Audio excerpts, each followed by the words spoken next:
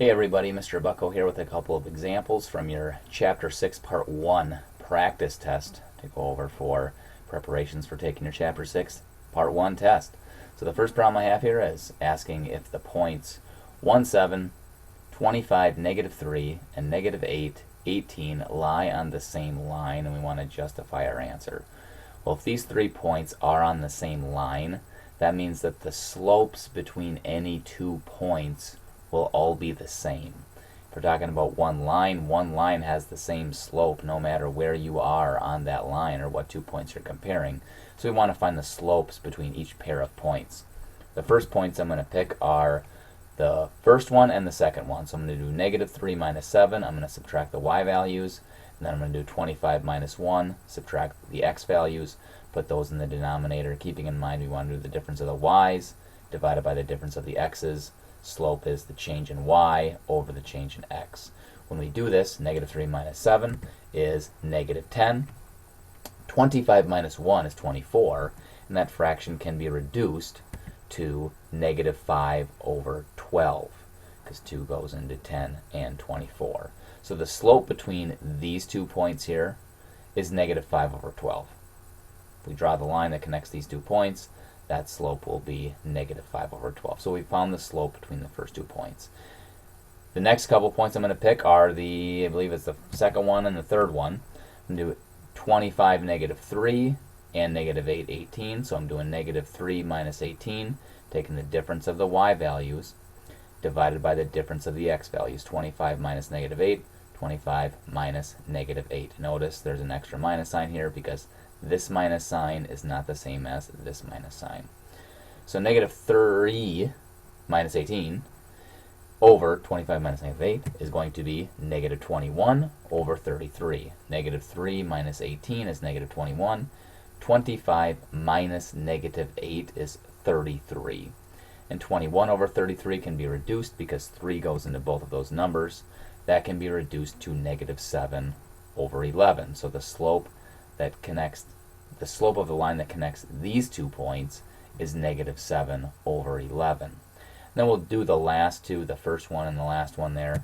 Find the slope between these two, 18 minus 7, negative 8 minus 1.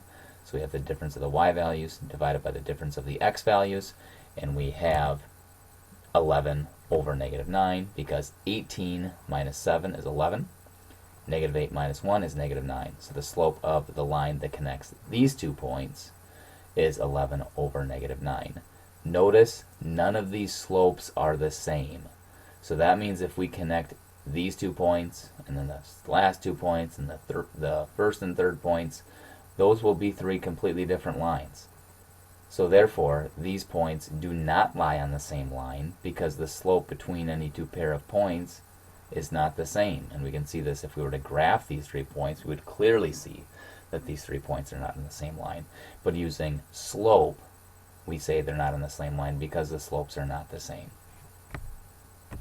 So we say this statement here, no, because the slopes between each pair of points are not the same. I don't know if you can see that or not, but it says no, because the slopes between each pair of points are not the same, because we have 3 different values here. Next problem here, we have the slope of a line that passes through 2, 4, and negative 2y is 12, and we want to find the value of y. So if I have 2, 4, and negative 2y, and I want to find the slope between those 2 points, I'm going to set up this equation. I'm going to do y minus 4 divided by negative 2 minus 2. Difference of the y values over the difference of the x values. I can do a little bit of simplification here. I can't simplify the numerator because I don't know what y minus 4 is. No value of y. We have to find the value of y. So I just leave it as y minus 4. I have negative 4 in the denominator because negative 2 minus 2 is negative 4. And this is the slope of the line that connects these 2 points. Well, I can't simplify this anymore, but what I do know is that this right here should be equal or is equal to 12 because it tells us in the problem here that this is equal to 12. So I want this to be equal to 12. So I need to find some value for y so that when I plug that value in for this y, that this thing is equal to 12. So I want to find what value do I want to be in the numerator, and what I want to be in the numerator is negative 48. I want this right here to be negative 48. And why do I want it to be negative 48? Because negative 48 divided by negative 4 is positive 12. So what I want is y minus 4 to be equal to negative 48. And this becomes a basic one-step algebraic equation. By just adding 4 to both sides, we find that y should be equal to negative 44. Because if I add 4 to both sides, I get negative 48 plus 4, which is negative 44. So if I plug in negative 44 in for y here, I will get 12. And subsequently, if I plug in negative 44 in for the y, which is the same y as this one, into this coordinate here and find the slope between these 2 points, the slope of the line between these 2 points will be 12. So our value is negative 44. Couple more here. Graphing the line which goes through the point 4, negative 8 and has a slope of 3 over negative 4. The first thing I want to do is find this point, because I want to draw a line, and that line has to go through this point. 4, negative 8 is right there. Go left 4, down 8, and I'm right there. The slope of the line that goes through this point is 3 over 4. So where I'm going to go from here is up 3, because our rise in our slope can be interpreted as rise over run, is positive 3. So I'm going to go up 1, 2, 3.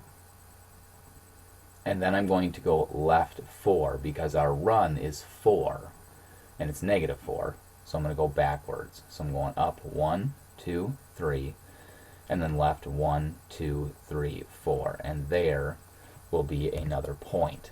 I could do it again, up 1, 2, 3, and then left 1, 2, 3. But now I'm off the graph, so I'm not going to make another point. All I need is 2 points to draw the line anyway.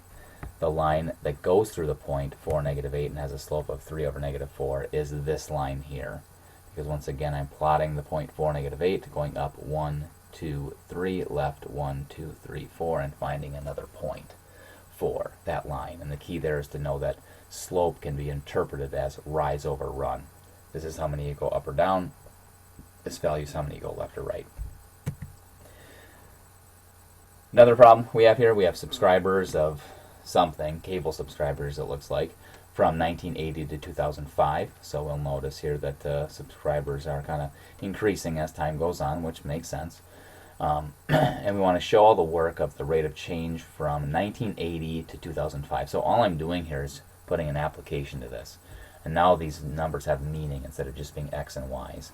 But when we talk about years and subscribers, or years and anything, years are the X values, and subscribers are going to be the Y values. So all I'm going to do is find the slope between this point here, 1980, because I'm asked to find between 1980 to 2005. That'd be this point.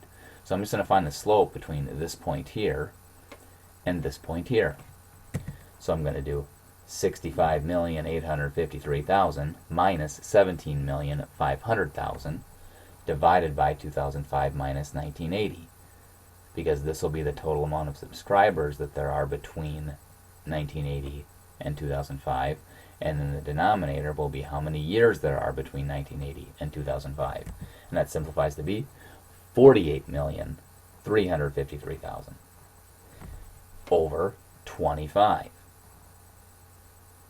We can do this division. 48,353,000 divided by 25 is 1,934,120 subscribers per year. So what this means is that on average between 1980 and 2005, 1,934,120 more people signed up for cable.